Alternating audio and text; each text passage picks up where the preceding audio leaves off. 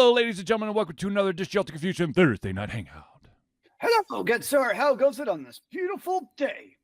It goes, and it's getting cold yet again in the wonderful city of Atlanta, though there is no snow in the forecast, so it's just cold.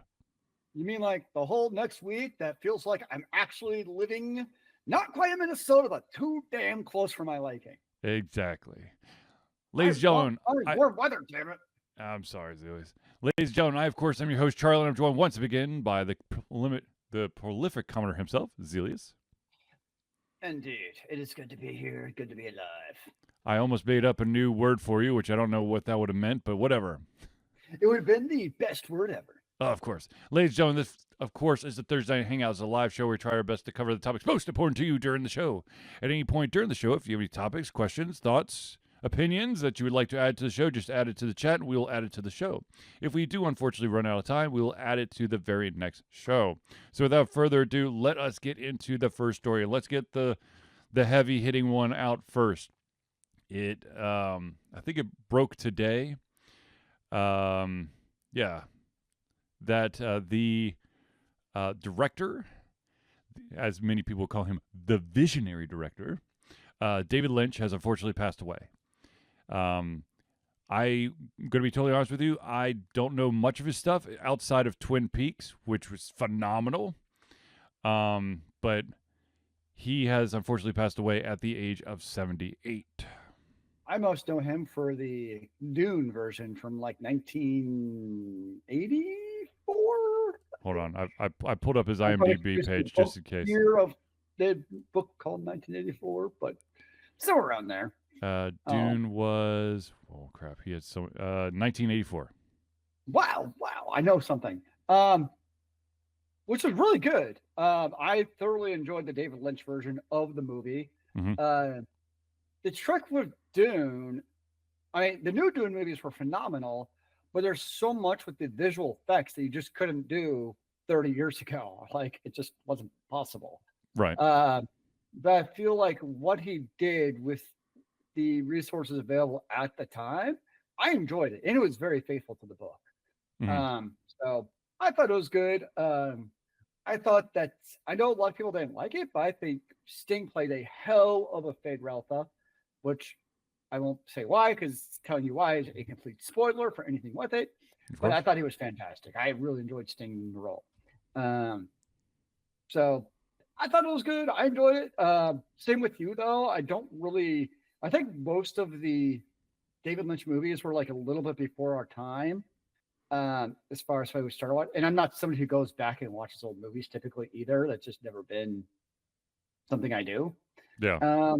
But still, it's always, whenever, especially a director like him who is known for more creative endeavors, maybe than some other directors, in a good way. Yes, his stuff definitely. If the all of his stuff, from my understanding, is very memorable. So. Yeah. It's just unfortunate. I feel like he got sick because he was a massive chain smoker. And I think the smoking caught up with him. Well, he's also like 76, so. Yeah. Well, cheers to Mr. Lynch. Yes, indeed. Cheers, good sir. When you first start being like in big news, I'm like, okay, it's going to be one of two news stories. Yeah. So... keeping it in the realm of movies, let's talk about the fact that Disney is being hit with a $10 billion lawsuit over Moana 2. Well, it's actually technically not about Moana 2. It's actually about Moana 1. But the guy who filed the lawsuit waited too long to sue for copyright infringement. And so... he just basically renewed it when Moana 2 came out, because a lot of the concepts that were in Moana 1, of course, are going to translate into Moana 2 because it's a sequel. There's a gentleman by the name of, oh my gosh, I just lost his name now. Animator Buck Woodall is suing Disney for $10 billion, which is 2.5% of Moana's gross revenue. Oh, all right. Basically, he said that he came up with these story concepts for a screenplay called Bucky. And these are the similarities that he's judging or basing this lawsuit on. The first is the setting is in an ancient Polynesian village. A teenager goes on an ocean adventure that involves the spirits of ancestors manifesting as animals, which technically there was one ancestor that manifested as an animal. Said adventure begins because of a turtle. Yes, technically it did, because Moana was trying to keep the baby turtle safe so that it could go into the ocean. A symbolic necklace is important to the story. Yes, again. A supporting character is a hook-wielding demigod with tattoos. Okay, that's absolutely Maui.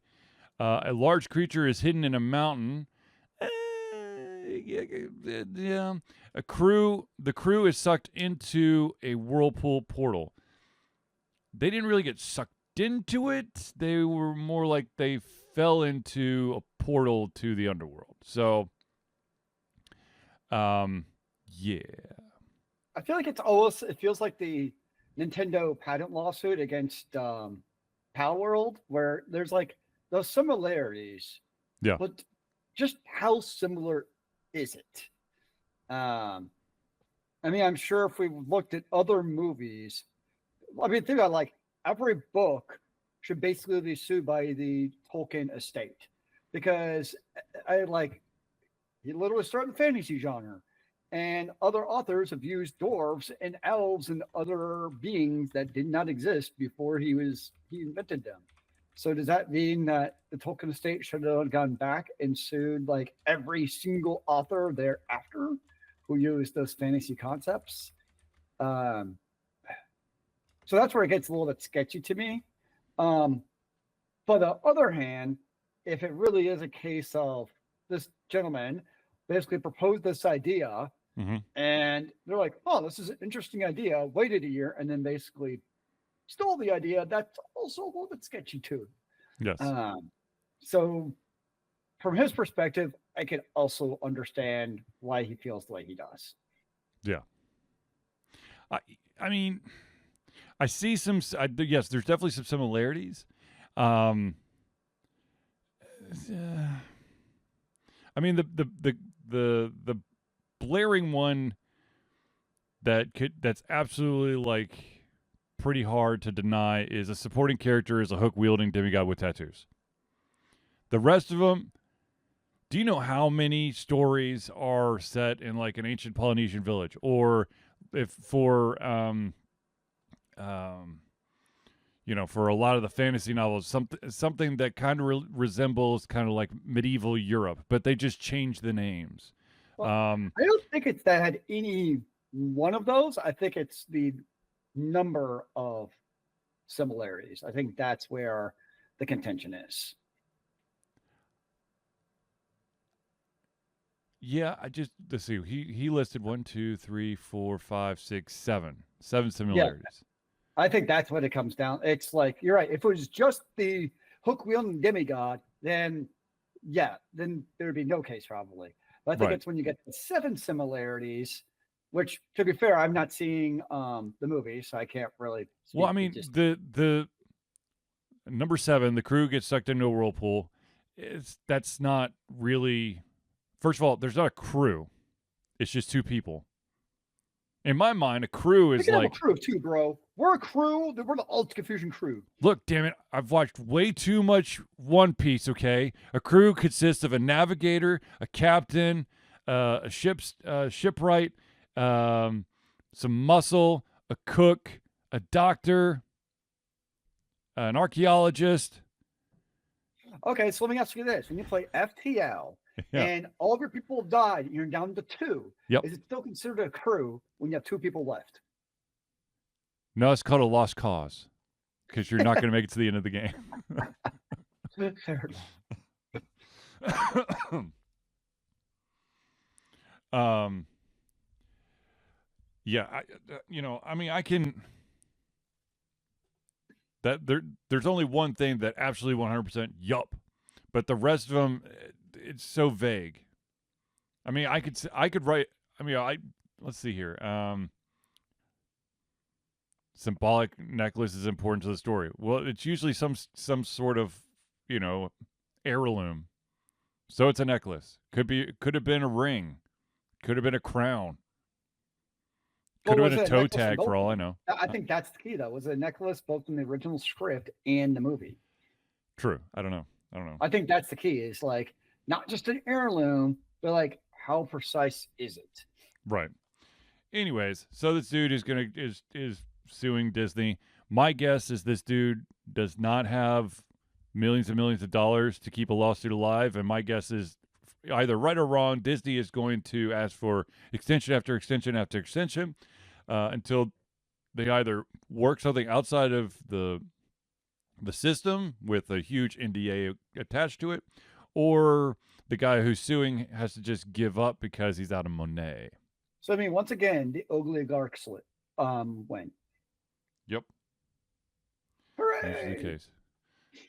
Now, let's talk about something that is finally being done. Damn it! And it's probably why Zealeus and I are as messed up as we are, and that is, since the '80s, scientists have known that a certain red-colored dye causes cancer, and it's now 2025, and the FDA is finally banning that red dye, number 3, from many of your favorite snacks. But don't you know that people should take the initiative to learn about the foods that they're eating and have the gumption to pull themselves up by the bootstraps and not eat the food with red 3? It's really just their fault that they're consuming this. And therefore, my tax dollars are going towards these dumb idiots. Okay, so in all, there are over 3,000 products that contain red dye number 3. That includes fruit juices, beef jerky, sodas, and even some over-the-counter medications. I'm assuming to like colorize it. Yep. But yeah. Now, of course, in my mind, I'm going, "Oh my God, what red stuff have I ingested?" And have you looked at the cup you're drinking lately? No, that's my immediate thought was, does Mio have red dye number 3? Does Mountain Dew Code Red have red 3? I'm going to check in just that a could second. Explain a lot. Nope. Mio is red number 40. Ooh, okay. You're safe then. All right, and then Zealeus is going to talk for 2 seconds because I've got one bottle of Code Red left, and I'm going to see if it's got number 3, okay? So 1 second. Go find your one bottle of Mountain Dew Code Red and see if it's got the 3. I have to know all about this.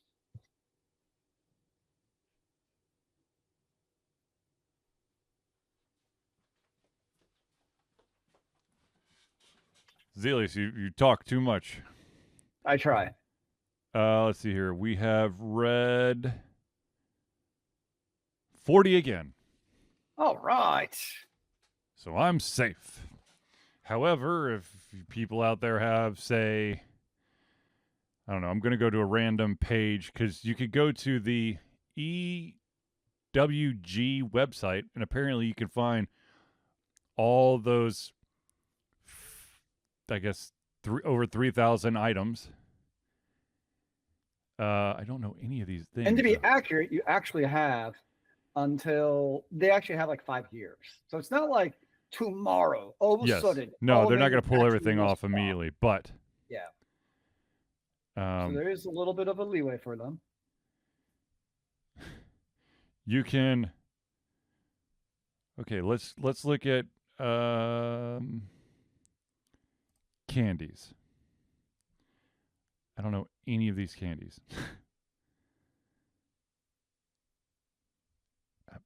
God damn it. I want something that I know that people would have seen. That you've been eating, like you like, oh, this is why I'm probably dying. Yeah, exactly. Here we go. Apparently, what? Star Wars: The Mandalorian Grogu plush with conversation hearts. That's a toy, I not too candy. like to eat my plushes. What the hell? I thought this. Oh no! Apparently, those conversation.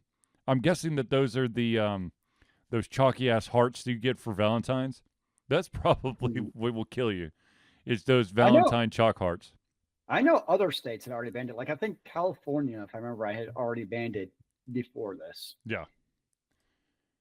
No, it's just now it's official. Everyone needs to start slowly removing all this shit off the out of your warehouses. The mandate probably just states you're no longer allowed to use it going forward, but you're allowed to sell your inventory.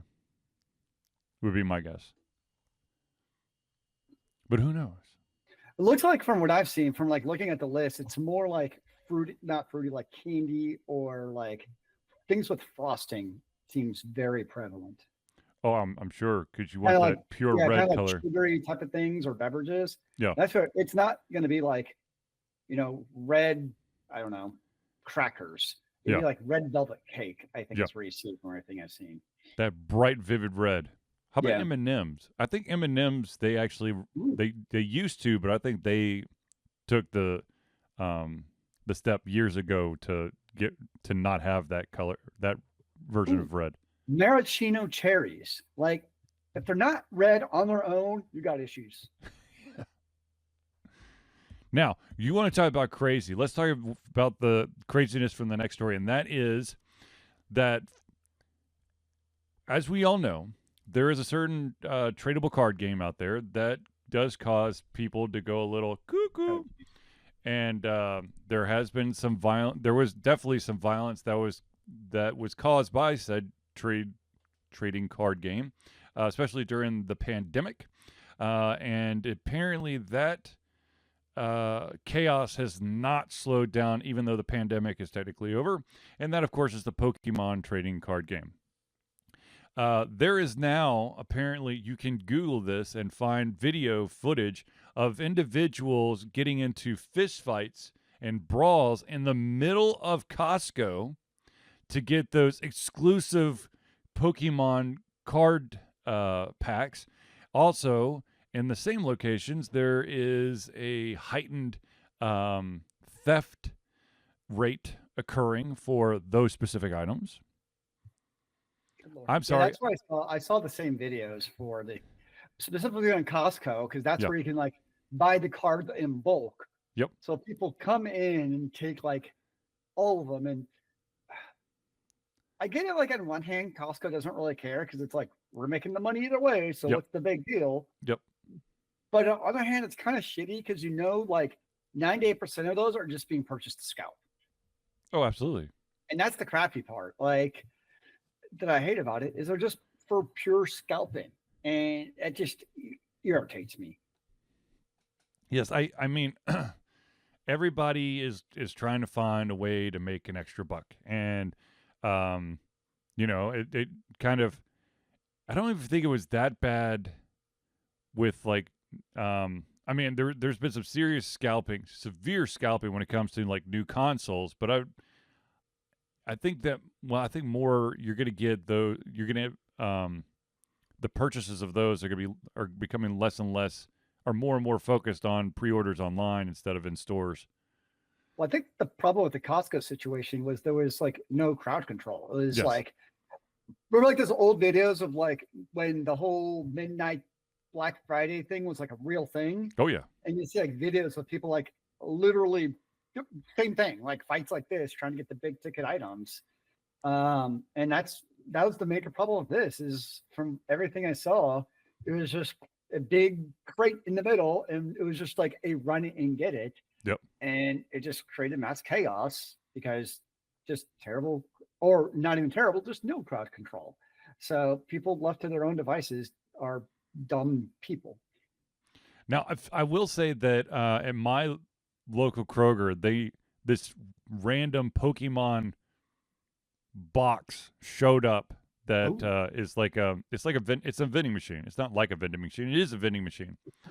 And it has it's so like a vending machine. It actually is a vending machine. so like it that it is. And it has like all Pokemon items. You could get like these boxes that could double as miniature lunch boxes and special packs and all that stuff. But yeah, people be crazy. Yeah. I mean, I'll fully admit my kids buy Pokemon cards never to play the game. They just like the look of them. But we're not turning around and trying to sell them the next day. Oh, people definitely buy them as an investment. I know a guy who has like 2 full unwrapped boxes of alpha cards for Magic the Gathering. Mm-hmm. They're his retirement fund. My retirement fund, I always break them. Not to say. No, I mean, I've got some Funko Pops. That's not going to be my retirement fund, but maybe, I could sell them all and put a small amount of money towards a down payment for a kid's car when they actually turn of age. That reminds me. I actually wonder how much my crypto is worth now. I'll look later. There you go. I saw it hit like $100,000 or something today. There you go. Maybe it's worth like $1. Yeah. See, that's the thing though. Like that's what I don't understand about like Pokemon cards, because when with Magic the Gathering, when Zealeus and I were playing it in our youths, there were definitely some cards that like had insane value, right? Black Lotus. But I felt like the distribution was not as widespread as the Pokemon trading card games. I feel like Pokemon cards have flooded the effing market, and yet they're still expensive as hell. So I don't. I would think that it would be kind of like comic books. They're like, oh, comic books are a great investment. And you've got a couple of comic books that were when we were growing up that was like $75, and now those they would have been $75 because they're like, well, we want to put as many comic books in everyone's hands as possible. Now they're like $7 if you're lucky. Is it the case though where they're still going for like that one rare card? So it's like a gotcha. I mean, that's basically what CCGs are, is real life gotcha. Right. And I wonder if that's what they're trying to do, is like find those couple of cards that are rare enough that are still worth money. Maybe, but still, the vast majority of the market should be just like oversaturated with what would be considered rare, uncommon, and common cards. I feel like we need to call in a friend of an economist and be like, help us dive into this. Help us understand what the hell is going on, because it looks like the supply is a pretty steady stream. But from what we saw at Costco, the supply is not meeting the demand threshold. Therefore, the price goes up. Yes, I guess. I don't know. Shit. I don't know. It's chaotic. It's absolutely. No, I'm assuming they're gambling for those few rare cards. Yeah, maybe. Assumption. And you hope you come out with the prismatic dragon, the super shiny prismatic mega evolution of fluffy Pikachu. I don't know. Exactly. There you go. That's my lottery ticket to retiring. There you go. Now, speaking of go to Costco today. Speaking of, I guess exclusiveness. I know we talked about this last week about all the leaks about the Switch 2 coming out, and Nintendo basically going, and now Nintendo it's not real. It's not coming out. And now Nintendo has officially given their Switch 2 release trailer. Oh, no way. So it is a real thing. I mean, I saw like a teaser trailer for it, so I can't give you like the full in depth. But I mean, it was the 2-minute video. Did you watch that? I think so. Yeah. Yes, Nakamoto, it exists. Yeah, that's the video. It's the 2.5 minute video with really good graphic design. Yep. Yes. I like that the kickstand is longer, so it doesn't sit so precarious on tables. Last one was honestly pretty useless. Yeah. Unless it was at the exact perfect angle in relation to the Earth's rotation, it just fell over. I do wonder about the way the Joy-Cons connect And I'm also very curious about the way that it looked like the Joy-Cons could be used as a mouse, or one of them could be used as a mouse. Yeah, that's the big like speculation I've been reading is a lot of people are very worried about the Joy-Cons reliability because like the current one, it's just like it slides into a guide. Yeah, locks So, into like, it. It locks into it. So like I mean, yes, you can break anything, but like Absolutely. it was pretty damn sturdy. Yeah. Whereas now, from the look of it, you basically just have like one little clip that goes into, which we're assuming is magnetic, but that's also where like your connector pins are. Yep. Whereas like in the past, your connector pins like weren't exposed at all because of the way it's slid in. So like there was really nothing to get into the connector pins. Whereas now it looks like we're going back to the NES days of having to blow on the connector pins to make sure the connection's good. Apparently I was prescient because for Christmas I got a brand new electronic air blower. So apparently I got it because I knew the Switch 2 was going to have these Joy-Con connectors. Funny story, I bought one myself last week. And now I'm like, oh damn, I'm good. We're ready.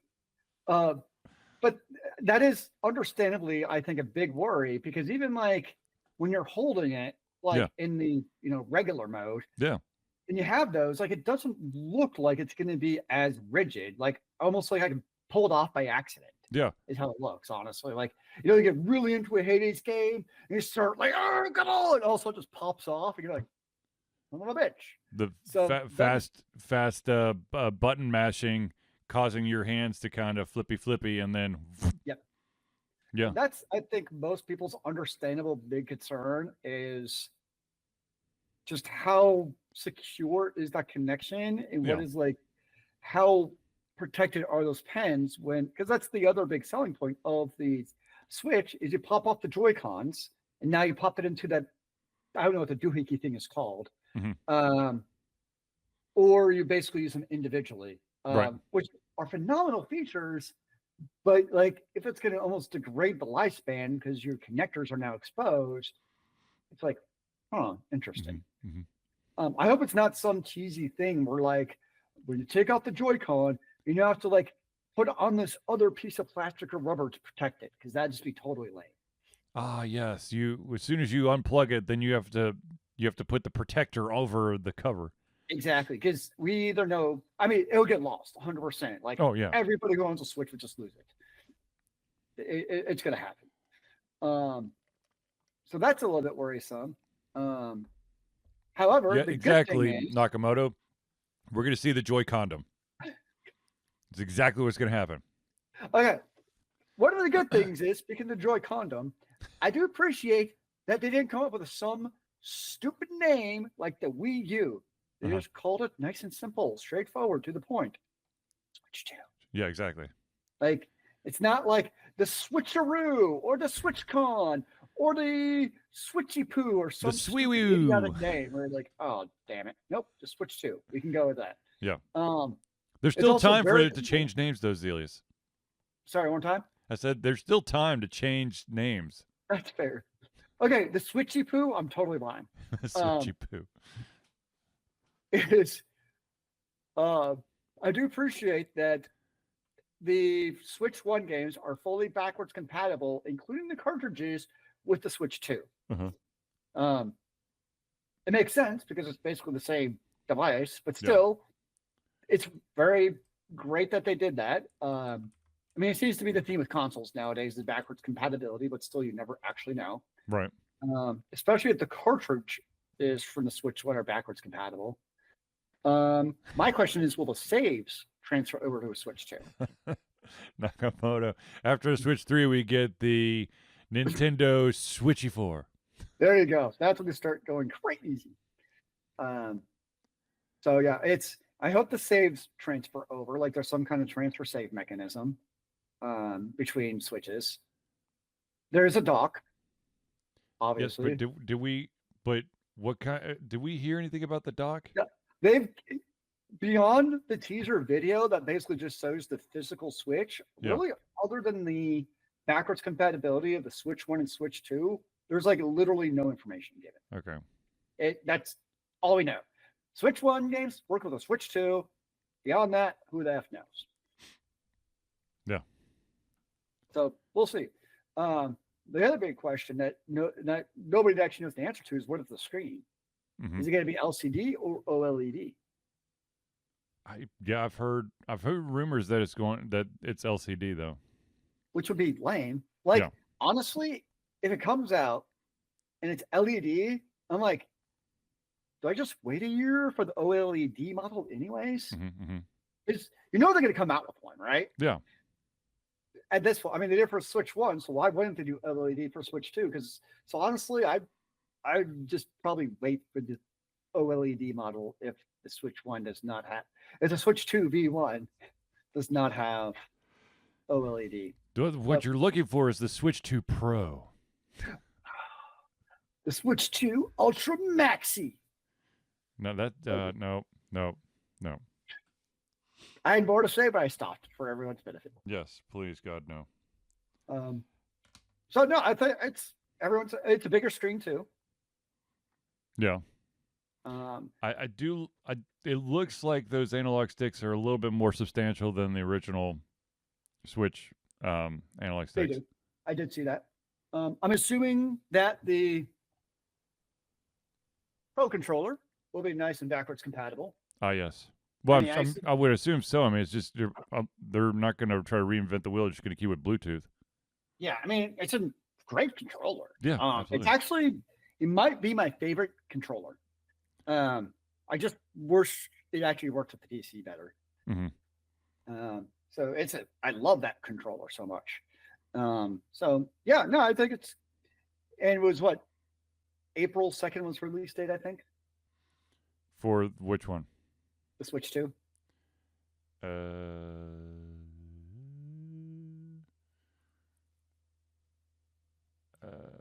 You can starting tomorrow at 3 p.m. Eastern time, you can do a ticket registration. Excuse me. Zoom time. Thank you.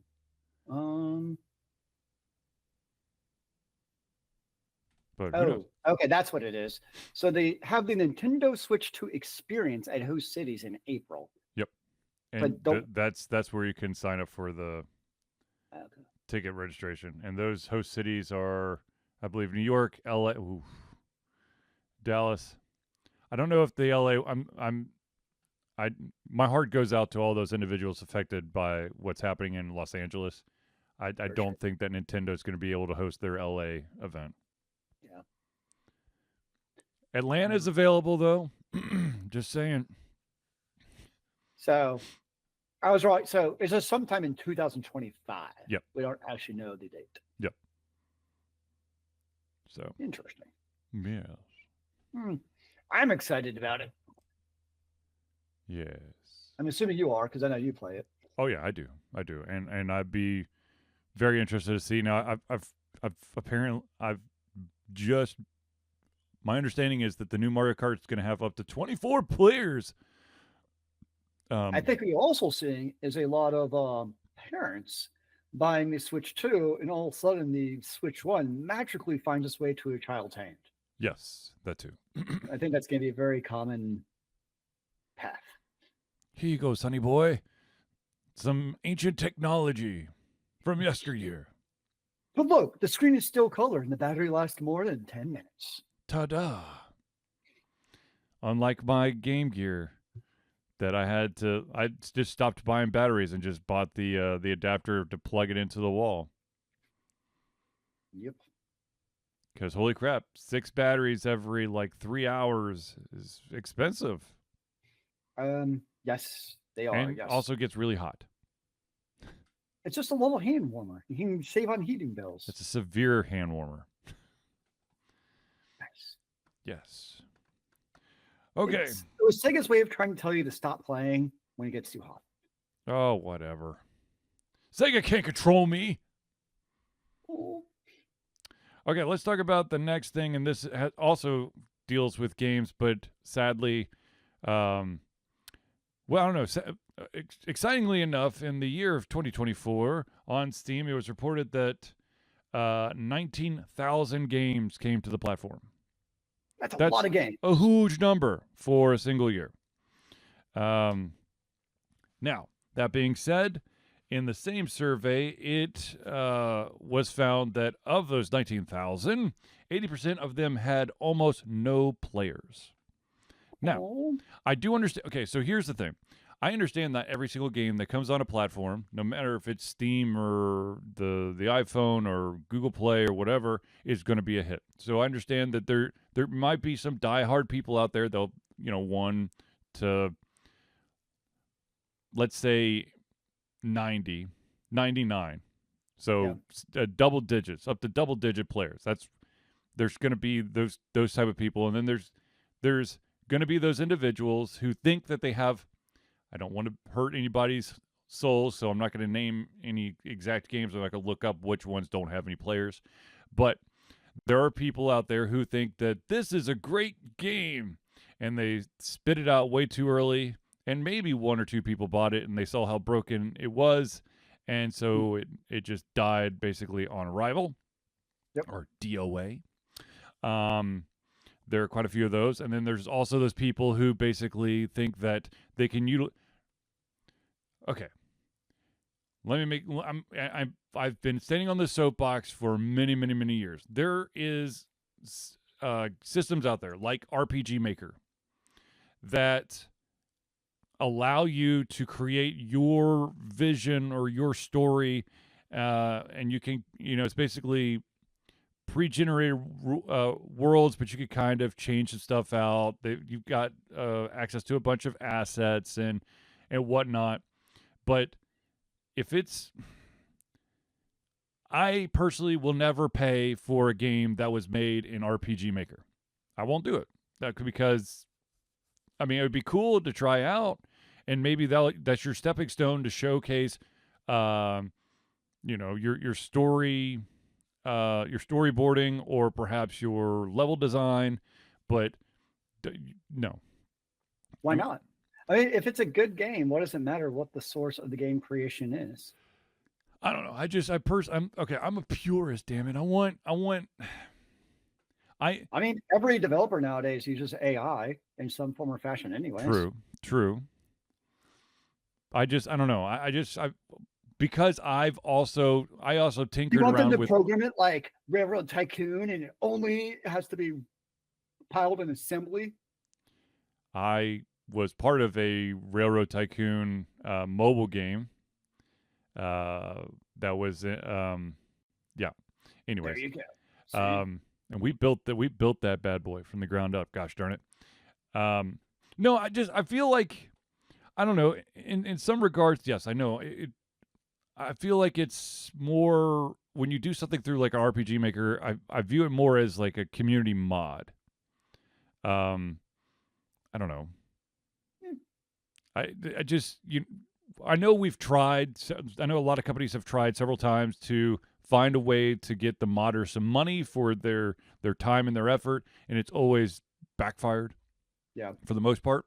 And so for me, unfortunately, sorry people, but for me, that's how I view RPG Maker created games, generated games, whatever. But yeah, so 19,000, 80% of them basically have next to no players. Yeah. I just, I mean, it's a tricky situation because it's like, on one hand, like video game development has been democratized, right? Anyone can release a game. Yeah.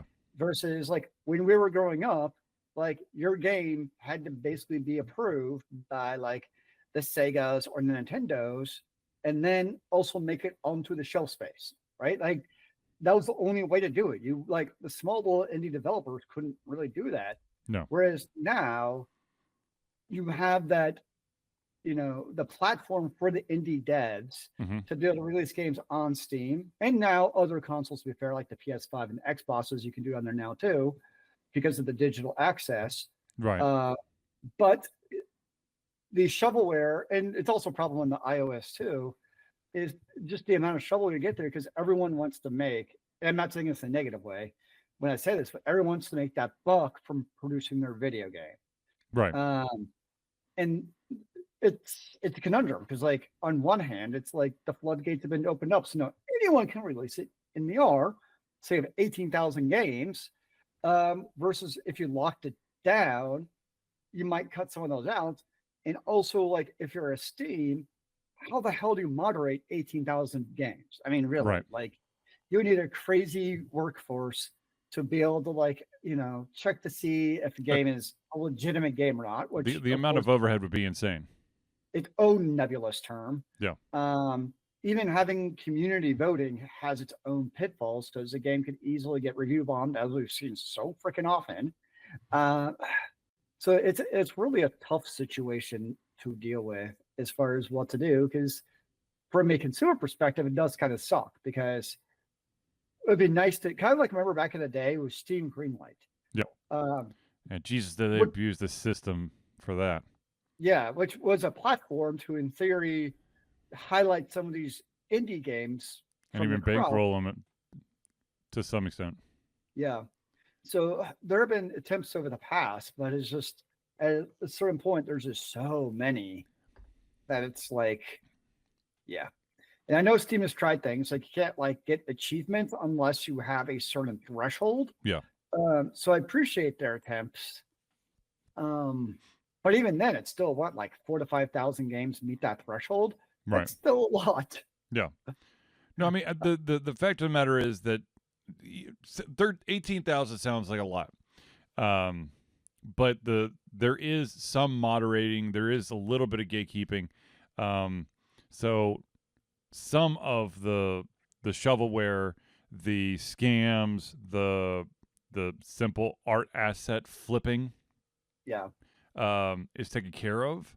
But as an individual and as a group of like-minded individuals for Alter Confusion, we want the independent creative spirit to be alive and well, but at the same time, one of the pitfalls is that there are a lot of individuals out there who get desperate and maybe go the easy route, the scam route, basically releasing a quote-unquote new game, which is just literally they just put new art assets into it.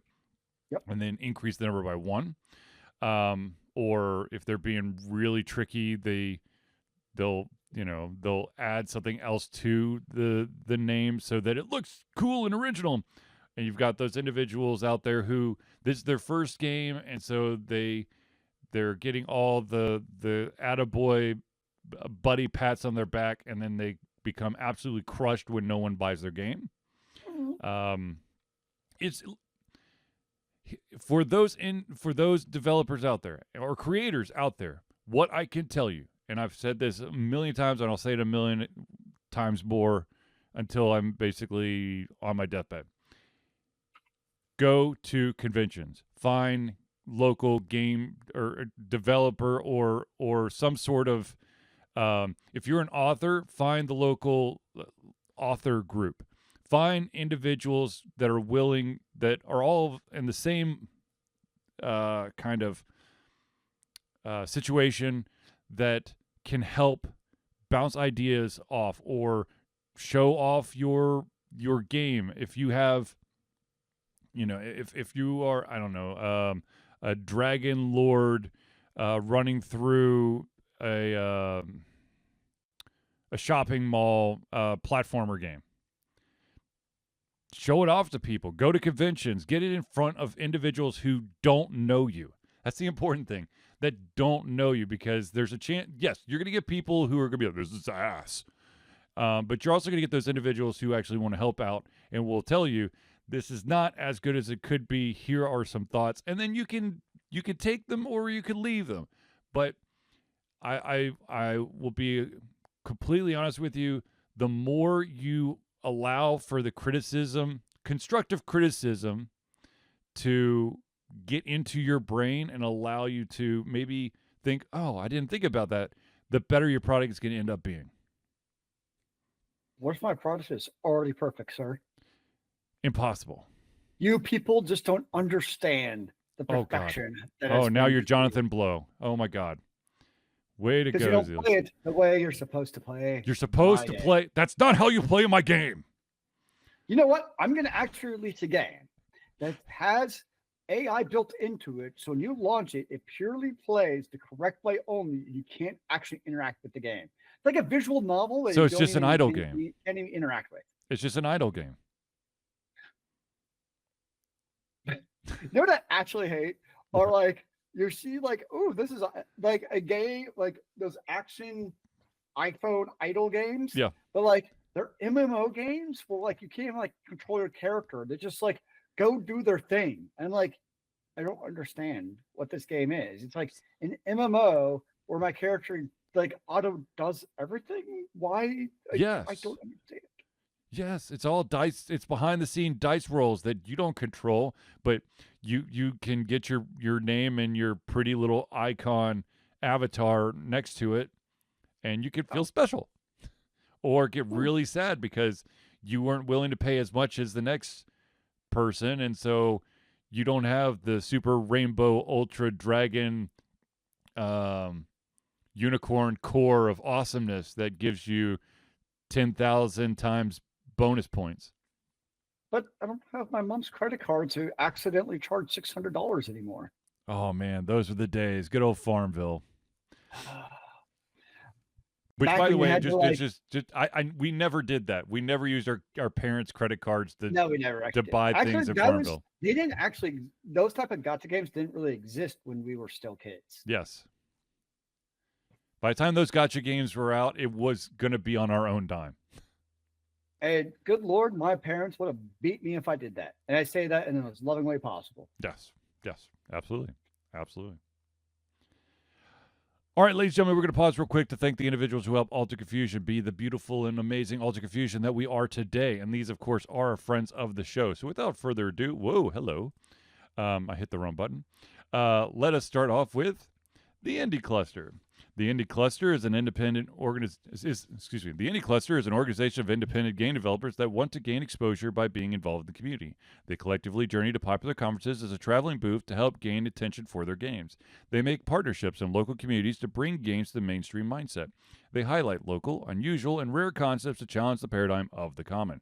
They also host events to teach kids and minority groups about game development to hopefully one day enter the industry themselves. For more information, go to indiecluster.com. And this week, their website works, so I got to post it. Huzzah! The next shout out we got to give is to the AV master himself. That, of course, is Noodle Boy Media. Founded in 2015 by Andrew Tran. Noodle Boy Media, previously White Kid 47 Media, is your choice for professional photo shoots and panel recordings at conventions. They pride themselves in providing a high level of professionalism, top-notch experiences, and quality services. If you want more information and to view their full list of services, check out facebook.com/noodleboymedia. The next shout out we got to give is to an individual who helps get those aches and pains out of your body after long gaming sessions or just sitting in front of a computer. That, of course, is if you're in the greater Atlanta area, and that is Hero Chiropractic. Hero Chiropractic is a unique healthcare practice set up by Ryan Moore, the company's focus to elevate a patient's experience of freedom, creative expression, and joy. They believe that everyone can be a hero and has incredible heroic potential inside themselves waiting to be unleashed. Hero Chiropractic focuses on mobile chiropractic care in the greater Atlanta area. They are committed to healing clients by creating a plan of action uniquely suited for each person. They make that plan of action as convenient and affordable as possible, and most importantly, suited to your individual needs. For more information, go to herochiropractic.com. And oh, by the way, he was here today to help get some of those aches and pains out of me because I jacked up something in my body and needed it to be adjusted. Isn't that just living? This is true. The next shout out we got to give to is the music maestro himself. That of course is CrossPad Creative. Need a new logo or want to work on a full branding and content strategy? Or maybe you need music or audio for your content, just like Alter Confusion? CrossPad Creative offers a whole host of solutions for individuals and small businesses. Just email Josh at crosspadcreative@gmail.com and see what he can do for you. The final shout out we got to give is the original backer through Patreon, and that, of course, is Agile Axiom. By day, Axe leads both the development team and system administration team working with satellites at NASA's Goddard campus. But while not in meetings and many times during, he is the Agile evangelist, Agile Axe, championing the philosophy of Agile and trying to make the world a better place for software developers, testers, system admins, and software projects the world over. Decades of experience in software development and leading agile teams are brought to bear against evil processes, inefficient work, and bad habits. For more information, go to agileaxiom.com. Now, of course, at this very moment, you've got to be asking yourself, how do I become a friend of the show? Well, ladies and gentlemen, it's quite simple. Altered Confusion survives the love and support of fans like you, and that's why we have a Patreon page. Patreon lets you, the fans, lovers, haters, demigods, interdimensional beings, gods, demons, aliens, werewolves, vampires, swamp creatures, mummies, invisible men, zombies, supporters, and more become active participants in the work we love through a monthly membership. This gives you access to exclusive content, community, and insight into our creative process. In exchange, we gain a bit more freedom to do our best work and the stability we need to build an even stronger creative career. We currently have 2 tiers that you can pledge at. We've got the $1 a month tier. That's $1 a month or $12 a year. What that gets you is early access to all of our playthroughs, which right now it's the first chapter of the Expanse, the Telltale game. And also the ability to participate in patron-only posts. If you're feeling extra frisky, there's the $5 a month. That's $5 a month or $60 a year. What that will get you is everything at the $1 tier, plus your name or organization added to every single Friends of the Show section of every single Thursday night hangout. So if you want to become a patron of Altered Confusion, go to Patreon. That's patreon.com/Altered Confusion today. Now, if you are dying to get your hands on maybe some amazing Altered Confusion merch, I unfortunately am not wearing my hat, but we have hats. We've got stickers. We've got coffee mugs. We've got notebooks, pet bowls. I want to say dog bowls, but I don't want to. It's not only dogs can eat out of it. Cats can too. You can also use it as a cereal bowl. That too. Or you can have your flip-flops. All you got to do is go to alteredconfusion.tv/merch, and you can check out what is available there. Nice. All right. Now, back to the stories. Okay. There is I want to know, hold on. Some of you may have experienced, especially during the years of COVID, that there are certain games that are damn near impossible to play if you don't have friends available to play the game. There are some games out there that are starting to release something pretty dang sweet, and that is variations to their rules that allow for solo games, which I think for is... those of us with no friends, we can play board games. Yes, which I think is pretty fucking cool. Now, if you go to, I think it's on Polygon, there's a couple, I think there's 2 or 3 games on there that have that distinction. However, there are still a bunch of games out there. There's still developers out there, creators, that are working on single versions of games. Now, I think, to be honest with you, I think that there's definitely going to be games out there that are just impossible to play solo. Though, I mean, technically, Dungeons and Dragons, if you can basically truly wear different hats, you can do one of the pre-made campaigns. I mean, one thing to do with Pathfinder, it's basically not Pathfinder, name of the game. It's a board game. It's like in a blue box, I can picture it, but it's basically, it's like a D&D for combat without being story heavy. And you can play with a mobile phone GM. Because a lot of the modules have pre-generated assets as far as enemies and stuff goes. Right. So I played that duo before a couple of times, but I see no reason, to your point, if you want to control 3 heroes, there's no reason it couldn't be single player. Right. Yeah, I mean, Descent. That's what it is. What is it called? Descent, I'm pretty sure. Descent. That sounds right. Yeah, it's Descent. Yeah. Yeah. It's a great idea. I mean,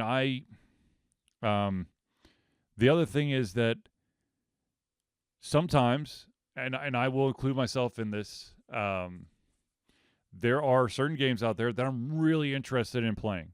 And maybe I even go as far as to buy the board game. But then I get kind of like stage fright when I have like a bunch of people over, like, oh, what should we play? And I've got this game that I really want to play, but chances are no one else has played it. And I don't want it to devolve. Zealeus and I have experienced this. I don't want it to basically devolve into everyone sitting around for 6 hours reading rules and not actually getting to play the game. Or we start playing the game and we play it. Okay. It was There a are very times, exciting reading of the rules, I'll have you know. there are times where when you have a group of individuals who've never played a game, and you may play it incorrectly, but you have the time of your life. That's fine. That's great. Agreed. There's no one going to be breathing down your neck going, well, that's not how you play it. But you also have to understand that if you do have your own little homebrew variations, that if you were to play, say, Arkham Horror with a bunch of veterans, you may be playing a different game than you were with your buddies who were in the same boat as you. You mean card games like 500 and Hand and Foot, where it feels like every single house you go to has a different set of rules? Yes. Apparently, there's a card game called Prez. I don't That know that it's one. called President, but everyone just calls it Prez. It's a hot card game with the kids, Sure. and apparently the variation that my kids learn is totally different than the official edition. And I accidentally reduced both of my sons to tears when I said, no, that's not how you're supposed to do it. Because I'm reading it right off the official website. I'm like, you have to do it this way. That's not how we play the game. No one ever does that. Remember, you just have to get constructive criticism and then let them choose for themselves whether or not they want to heed your words. There is a game called Racco. It's it's a 2 to 4 player game, where you have these cards and you're trying to sort them in order. You've got a rack, and the cards go, I think, from 1 to 60, and you're just basically trying to get cards in order. Sure. So you're dealt out a random assortment of cards. You put them in your rack, and then you have to you either draw a card or take the card that's on the draw pile and add it to your deck, and then basically change out wherever the spot is. So you're going back and forth. My family loves that game. We don't play it correctly because we don't care about the scoring aspect. It's Yeah. just enough for us to just scream Rico, It's reasonable. and then we let everyone else kind of just do it. There's like rules about, well, so that ends play. How many people? How close is everyone else? You get points for having this many cards actually in order. We're just like, we don't care. We just we're not keeping score. Yep. That's something that I've learned the hard way. There's a lot of games out there that we can't play in my house because when we keep score, feelings get hurt. Sounds like the kids need to learn how to lose with dignity. There is a phenomenal game that we learned about thanks to an anime. There's an anime called After School Dice Club, and it's literally an anime. There's some like teenage romance stuff that's kind of off the side, but the vast majority of it is a group of schoolgirls who get together after school and play board games or card games, stuff that mostly they're the kind of games you would find like at hobby shops. Yeah. And I personally will say that there's a game called Take Five that is awesome. It is so much fun, but it can also you can lose really, really bad in a single round. Basically, you've got point totals and everything. But it's a fun game, Nice. and it's really easy to pick up. We also got another game called Escape the Island, which is a little bit more complicated and does not run as smoothly. But yeah, I've played Forbidden Island. I've got Forbidden Island. Apparently, there's a variation of that's actually it's like an island in the sky, Hmm. which I think is pretty cool. Sounds like a song. Let's see if I could do it after school. There it is. I'm gonna put the anime in the chat here. Yeah, okay, I think this is the Wikipedia thing for maybe the manga, but you can just take it from there and find the anime, which is available on Crunchyroll for those out there who watch Crunchyroll. Of course it is. But yeah, okay, I've put this off long enough. Let's talk about the article that just came out in the New Yorker magazine, revolving around what was once one of my favorite sci-fi. Zealeus is leaving now. I'm done. So yeah, Neil Gaiman is a very, very, very, very, very, very, very dirty, bad, evil man, and I'm like all the movies and the books that I read that I fell in love with. Now I feel dirty It's kind of the supporting this old man. saying, never meet your heroes. Yeah. This is definitely one of those. The same cases. thing was it was Josh Whedon too, right? I mean, I know that was a number of years ago. Yeah, Josh Whedon, Neil Gaiman. Because I mean, there are guys who have stories that seems like they'd be good people. I mean, just based off the stories they write and their stories, you're like, oh yeah, like you would think some of what they're writing is a part of them, if that makes sense. Yeah. Like that's why they're writing, because they're speaking from themselves. And I think that's sometimes what makes it hurt even more, is you kind of build up like, yeah, because they write these good, wholesome stories, or maybe not wholesome always, but they usually have those messages in them. Mm-hmm. You would think some of that would be a part of who they are. Or maybe they take the stories that they're writing to heart. Now, I do want to point this out. I mean, we just named there are a lot of very, very bad men in Hollywood and in positions of power. Oh, that's a bad word to use in this case. But there are also individuals who are not male who are also very, very bad people. So I don't want to, I'm not saying that there's more of one over the other, but I feel like, there's a lot of people out there who will never, ever, ever, ever, ever want anything to do with J.K. Rowling anymore. Sure. Now, and she of course, wasn't doing what Neil Gaiman is doing.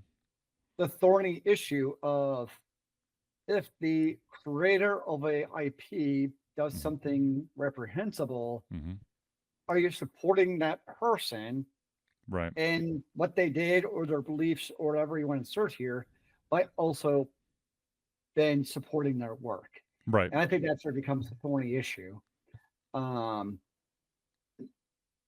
think there's degrees to it. Like there's, it's kind of like what's your person going towards? Is it going towards the person? Is it going towards, a different medium creation person? So I think there are degrees, but at the end, what I will say is I don't think, like, let's just take Harry Potter, because that's a pretty open one with J.K. Rowling. I don't think because you purchase Harry Potter books, for instance, that you support Rowling's and that you're transphobe because you purchase their content. Right. If someone wants to boycott their stuff because they believe that, then more power to them. But I don't think just because you do that inherently makes you also support their beliefs. Right. No, but I do want I'll in my opinion, I'll take this just my own step here. I think that for me, Harry Potter is a huge brand now. I mean, you've got theme park rides, you've got candy, movies, theatrical plays, books, of course, video games, and I guess for the vast majority of them, if I think that J.K. Rowling is a terrible, terrible person, I think that I would be more in line with just not buying her book, what her main medium is. She's an author. So I won't support her in that fashion. But I am not going to dick over all these amazingly talented individuals who helped create Hogwarts Legacy, or who are the masterminds behind trying to make some sort of theme ride based off of a Harry Potter property. I'm not going to dick those people over because they're using their own creative juices and stuff to basically make this happen. Thankfully, I already own all 7 of the Harry Potter books, so I don't actually ever have to purchase them again. Yes, I as well. And I unfortunately, or fortunately, depending on the day, I own not 1, but 2 complete Blu-ray sets for the movies, although I still have several issues with, 8 movies, sorry. I don't know if I said 7, but you have 8 issues movies. with everything. Yes, I do. Now, of course, with Neil Gaiman, I won't buy his stuff anymore, which hurts because I liked the Sandman books. I loved the Graveyard book, the Anansi brothers, Stardust. But at the same time, I never really got into Good Omens, so I kind of want the first couple of episodes on Amazon Prime, and they just didn't grab me. I don't know. I like the actors. I was just kind of like, oh, okay, this is interesting. Yeah, there was nothing wrong with that. Like, it wasn't one of those things where there's nothing bad about it. Yeah. I mean, the acting was phenomenal, honestly. Yeah. It's just the story itself was like, I don't know. It just didn't draw me in. And then you have on Netflix, you have Sandman. Interesting. And which you like? Oh, I loved Sandman. I do think sometimes there are some, and I've said this about some things, like, for instance, like Name of the Wind, I never want to see as a show. Because there are some things that just, I think in certain mediums are perfect. I think a good example is actually the Graveyard book. Yeah. Like the Graveyard book, right, just putting aside the author for a moment. Right. For the actual book itself, it's a great book, a great read. Yeah. But it's something where if it's a TV series or a movie, I don't think I'd be very interested in it. And they were good. They were in the process of working on a deal, and then all the first allegations came out about Gaiman, and I think it was Amazon was at the table, and they backed away. Like, nope. So there's some things, like some like written pieces for me, I'm like, nope, just keep it in the written form, and it's all it needs to be. Yeah. I actually think that would actually be a better anime than a live action show. What, the Graveyard? Yeah. Yeah. That's just me. Because I mean, there's a lot of stuff going on in there that would help if it was an animated form, because you could get away with a lot more. Yeah. But yeah. Never meet your heroes. I'm just never going to read about my heroes ever again and just live in ignorant bliss. So I never have to deal with a moral quandary ever again. If someone ever comes up to me and goes, hey, is this one of your favorite authors, actors, game creators? I will go, I plead the fifth, and I will walk away, because I can't take ruining, If you ever hear anything bad about Sarah J. Maas, like the entire young adult fiction genre will just collapse overnight. Yep. It's just done with. Yeah. Anyways. All right, ladies and gentlemen. I think we've reached the end of our show. So I want to thank everyone for tuning in to the Ultra Confusion Thursday Night Hangout. For myself, Charlie, and Zealeus, it's been a pleasure getting ready to come our heads, our mouths, and of course, our hearts. We'll be back next Thursday for another Ultra Confusion Thursday Night Hangout. Remember, kids, keep on gaming in the free world. Amen to that, brother.